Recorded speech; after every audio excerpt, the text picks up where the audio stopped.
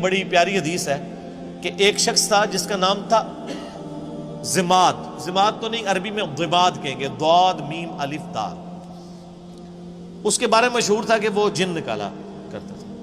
وہ مکے آیا کہیں تو اس کو پتا چلا کہ اس طرح مکے میں ایک شخص محمد صلی اللہ علیہ وآلہ وسلم ان کے ساتھ اس طرح کا مسئلہ ہوا ہے. کچھ عرصے سے وہ اس طرح کی باتیں کرتے ہیں. غار میں چند دن کے لیے گئے تھے. لوگوں نے پھر مشورہ کیا تو اس نے کہا کہ مجھے نبی علیہ السلام کے پاس یعنی محمد کے پاس لے چلو. وہ آیا، اس نے بڑے یعنی اخلاقی انداز میں کہا کہ اے محمد، اگر آپ چاہیں تو میں آپ کا علاج کر سکتا ہوں. میں جنات کا، اسیب کا، اس طرح کا جو سایہ وغیرہ ہوتے ہیں میں اس کا علاج کرتا ہوں. تو آپ صلی اللہ علیہ وآلہ وسلم سے اس نے کہا کہ آپ بتائیں آپ کیا بیان کرتے ہیں، آپ کو کیا پرابلم ہے. تو آپ علیہ السلام نے چند الفاظ پڑھے: ان الحمد للہ نحمدہ ونستعینہ ونستغفرہ. بے شک تمام تعریفیں اللہ کے لیے، ہم اسی کی حمد کرتے ہیں، اسی سے مدد چاہتے ہیں، اسی کی طرف رجوع لاتے ہیں. من یہدہ اللہ فلا مضل لہ. جسے اللہ گمراہ کر دے، جسے اللہ ہدایت دے دے، اسے کوئی گمراہ نہیں کر سکتا. ومن یضلل، اور جسے وہی گمراہ کر دے، فلا ہادی لہ، اسے کوئی ہدایت نہیں دے سکتا. واشہد ان لا الہ الا اللہ وحدہ لا شریک لہ. اور میں گواہی دیتا ہوں کہ اس اکیلے اللہ کے سوا کوئی معبود نہیں ہے. واشہد ان محمدا عبدہ ورسولہ. اور محمد صلی اللہ علیہ وآلہ وسلم اس کے بندہ ہے خاص اور رسول. اس کے اوپر ایسا روب طاری ہو، اس نے کہا یہ آپ نے کیا کلام پڑھا ہے؟ دوبارہ پڑھے، دوبارہ پڑھا. اس نے کہا ایک دفعہ پھر سنائے. ابھی قرآن تو پڑھا ہی نہیں تھا، صرف آپ نے اپنے خطبے کے الفاظ پڑھے. تیسری دفعہ جب اس نے سنا، اس نے کہا واللہ ایسا کلام میں نے کبھی نہیں سنا. آپ اپنا ہاتھ بڑھائیں، میں آپ کے ہاتھ پہ بیعت کروں، میں اسلام قبول کرتا ہوں. یہ صحیح مسلم میں حدیث ہے. تو وہ آیا علاج کرنے تھا، اس فیلڈ کا ایکسپرٹ تھا. جس طرح آپ دیکھ لیں کہ جادوگروں نے اسلام قبول کر لیا تھا. ان کو پتہ چل گیا تھا کہ موسیٰ علیہ السلام جو کچھ کر رہے ہیں یہ جادو نہیں ہے، کیونکہ ہر ایکسپرٹ اپنی فیلڈ کو جانتا ہے. ایک ڈاکٹر کو پتا ہے کہ ڈاکٹر زیادہ سے زیادہ کیا کر سکتا ہے، اور اس کے سامنے کوئی ایسا ایکسپیرینس آ جائے وہ کہے گا یہ ڈاکٹری میں پاسبل نہیں.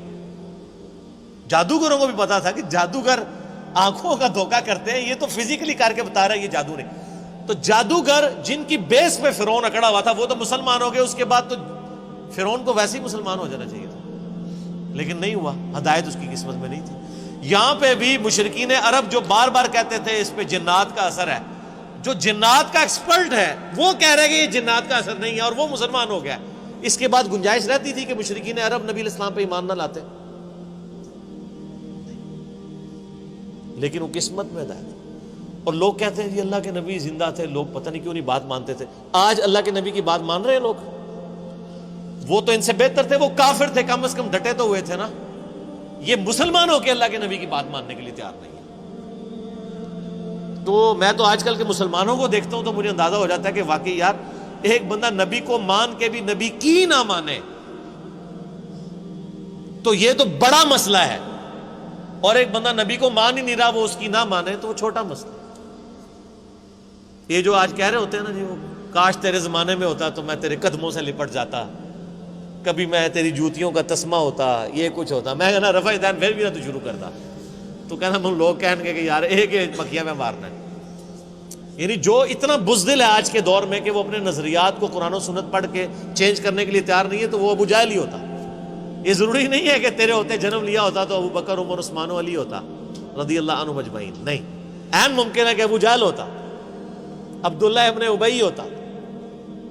یہ بات کرنا بڑا آسان ہے، تیرے ہوتے جنم لیا ہوتا. یہ ساری کہانی ہے میرے بھائی، یہ بڑا مشکل کام ہے.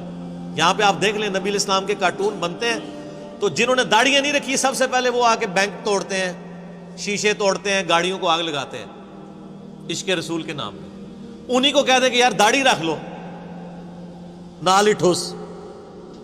حالانکہ ہونا یہ چاہیے کہ ان کافروں نے نبی علیہ السلام کے جو کارٹون بنائے ہیں اس میں نبی علیہ السلام کی مبارک داڑھی میں بم رکھ کے نا انہوں نے اس طرح کی شکلیں بنائی ہیں. تو پھر جڑا بن نا کہ تو نے میرے نبی کی داڑھی میں بم دکھایا ہے. ابھی تو میں نے داڑھی نہیں رکھی تھی لیکن آج سے میں داڑھی رکھتا ہوں. ایسی کی تیسی تم لوگ. تو کوئی کرنے کے لیے تیار نہیں ہے. مشکل کام ہے. اب بینک لوٹنا، گاڑیوں کو آگے لگانا، اے ٹی ایم مشینیں اکھاڑ کے لے جانا. ثواب دیکھیں، اے ٹی ایم مشین اکھاڑیں، آپ کو پیسے بھی ملے اور ثواب بھی ملے، اور کیا چاہیے. ظاہر ہے یہی کہانی کرائی گئی ہے نا. پاکستان میں تو مولوی یہی پٹی پڑھا رہے ہیں نا. جو بھی اینٹی اسٹیٹ ایکٹیویٹیز پہ علماء ابھار رہے ہیں اپنی عوام کو، وہ یہی کچھ کر رہے ہیں نا. غلامی رسول میں موت بھی قبول ہے، غلامی رسول میں اے ٹی ایم مشین لوٹنا بھی قبول ہے. تو سر پھر ایسی غلامی تو ہر بندہ کرے گا نا. دوویں جہانی مٹھے پاؤں کہ مشین بھی لوٹ لی اور جنت بھی پکی کروا لی.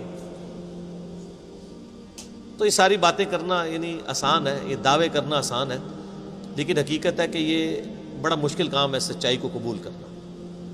تو اللہ تعالیٰ فرماتا ہے کہ تمہارے صاحب مجنون نہیں ہیں، ان پہ کوئی جنات کا اثر نہیں ہے. اور پھر نبی علیہ السلام کا کریکٹر بھی ان پر گواہ تھا. جنات کے اثر والے لوگ تو بہکی بہکی باتیں کرتے ہیں. جس پہ جنات کا اثر ہو وہ یہ لوگوں کو کہے گا کہ اپنی بچیوں کو زندہ دفن نہ کرو، اپنے ماں باپ کے ساتھ اس نے سلوک کرو، اس خدا کی عبادت کرو جس نے تمہیں بے قدر پانی سے پیدا کیا ہے. اس طرح کی اخلاقی اقدار جس پہ جنات کا اثر ہو تو اس طرح کی باتیں تو نہیں کرے گا. پھر سورہ یونس میں اللہ تعالیٰ شروع میں آیت نمبر 14، 15، 16 میں آپ کو ملے گا. اللہ تعالیٰ فرماتا ہے کہ یہ کہتے ہیں کہ اے نبی ان سے فرما دو اگر اللہ نہ چاہتا تو میں کبھی قرآن تم پہ نہ پڑھتا. اور یہ کافر کہتے ہیں کہ نبی اس قرآن کو بدل دو یا کوئی اور قرآن لے آؤ، یعنی یہ تو بہت سخت قرآن ہے. اے نبی تم فرماؤ کہ مجھے کوئی حق حاصل نہیں کہ میں اپنی مرضی سے اس قرآن کو بدل دوں. میں تو خود اس وحی کا پابند ہوں جو اللہ کی طرف سے میری طرف آتی ہے. قل انی اخاف ان عصیت ربی عذاب یوم عظیم. اے نبی یہ بھی فرما دو کہ بالفرض اگر میں بھی اپنی خواہش نفس سے کچھ ایسا معاملہ کرتا ہوں، اپنے رب کی نافرمانی کرتا ہوں، تو میں بھی ڈرتا ہوں کہ بڑے دن کا عذاب مجھے بھی آ پکڑے گا. اس سے زیادہ اور کس طریقے سے آپ کو بات سمجھائی جاتی کہ قرآن میں یہ آیت 3 دفعہ ریپیٹ ہوئی ہے، سورہ یونس میں، سورہ الانعام میں اور سورہ الزمر میں. قل انی اخاف ان عصیت. اے نبی تم فرماؤ مجھے تو خود خوف لگا ہوا ہے کہ بالفرض اگر میں نے بھی اپنے رب کی نافرمانی کی تو بڑے دن کا عذاب مجھے بھی آ پکڑے گا. یہ آپ کے بابے ہی ہیں جو کہتے ہیں جو ہمارا مرید ہوا تو ہم تو اس وقت تک جنت میں نہیں جائیں گے، حالانکہ وہ بابے خود نماز پڑھ رہے ہوتے ہیں نا، ان کے مرید نماز پڑھ رہے ہوتے ہیں. نماز کا پوچھے کہتے ہیں مدینہ شریف پڑھتے ہیں. ان سے کہیں کوئی ضعیف حدیث دکھا دیں کہ نبی علیہ السلام جب مکے میں تھے تو مدینے آ کے نماز پڑھتے تھے اور جب مدینے میں تھے تو مکے جا کے نماز پڑھتے تھے. کہانیاں. اور بلکہ میں نے اس کہانی کی تو وہ انجینئرنگ کی ہے کہ صحیح مسلم میں حدیث ہے کہ نبی علیہ السلام نکلے تو بنو سلمہ کے کچھ لوگوں کو دیکھا مدینہ شریف میں، وہ کھڑے ہوئے تھے. آپ نے میں کیوں کھڑے ہو یہاں پہ؟ تو کہا یا رسول اللہ ہم ذرا دور رہتے ہیں تو مسجد نبوی میں آتے ہوئے ہمیں ٹائم کافی زیادہ لگ جاتا ہے، تو ہم نے ارادہ کیا کہ ہم مسجد نبوی کے قریب شفٹ ہو جائیں. تو آپ نے فرمایا جو اتنے قدم چل کے آتے ہو تمہیں ثواب ملتا ہے. ان کو یا رسول اللہ لیٹ ہو جاتے ہیں، پہنچنے میں تکلیف ہوتی ہے. تو آپ نے فرمایا ہر قدم پہ ثواب ملتا ہے. تو انہوں نے پھر مسجد نبوی کے قریب شفٹ ہونے کا ارادہ ترک کر کے اپنے انہی علاقوں میں رہے، صرف اس وجہ سے کہ جتنے قدم چل کے آئیں گے ثواب ہوگا. تو میرا ایک معصومانہ سوال ہے کہ بزرگ تو اڑ کے یہاں سے مدینے پہنچ جاتے ہیں، وہ بنو سلمہ والے صحابہ جو کہتے ہیں ایک ادنا صحابی دی بھی پیراں دی خاک نہیں ہوتا، ولی تو اڑتا پھردا ہے مکھی مچھر آر، اور صحابی وہ بیچارہ شفٹ ہو رہا ہے مدینے کے قریب. کہانیاں. کیونکہ یہ صحیح مسلم شریف ہے، وہ بزرگ شریف ہے. اور اگر کوئی کہتا ہے نہیں نہیں وہ آپ کو سمجھ نہیں آیا تو لے آؤ بابا کوئی اڑ کے دسے.